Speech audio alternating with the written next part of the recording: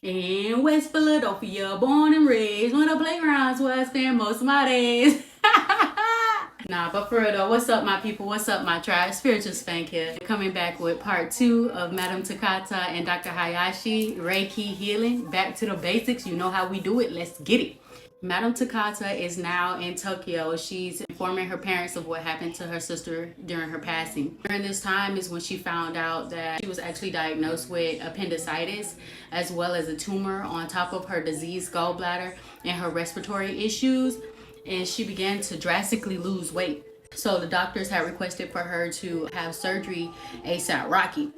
So she went home that night just trying to wrap her head around everything. She laid down just to try to like calm herself down about all the news that she just had.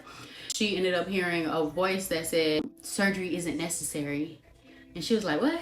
And just like went back to sleep. So the next day she's prepping for surgery and everything. The doctor was like, you have any questions about anything, this and that. And then she heard the voice again stating the surgery isn't necessary, ask. So she ended up asking the doctor. She was like, yo doc, so like, is there a different method that I can use instead of going under the knife, like an alternative? He ended up saying that his sister ended up going to Dr. Hayashi's Reiki clinic where she was healed completely from all of her diseases and her medical issues. So she ended up going to Dr. Hayashi's inside of Tokyo. Since he was located right in front of the Emperor's Palace, she knew where to go. She ended up having Reiki healing consecutively for 4 months until she was cleared of all of her health scares. And that's when she came to a realization. She was like, you know what? I want to learn Reiki so that I can teach my people.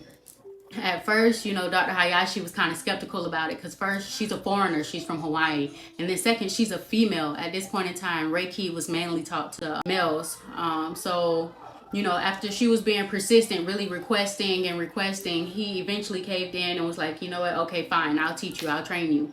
So she stayed inside Tokyo for a year, and about a year, working and training and learning.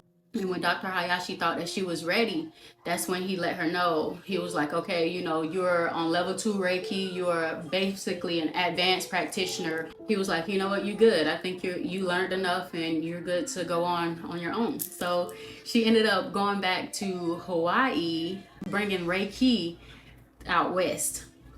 She ended up setting up her own clinic back in Hawaii to train her own people while she was there. So that's all I got for this video.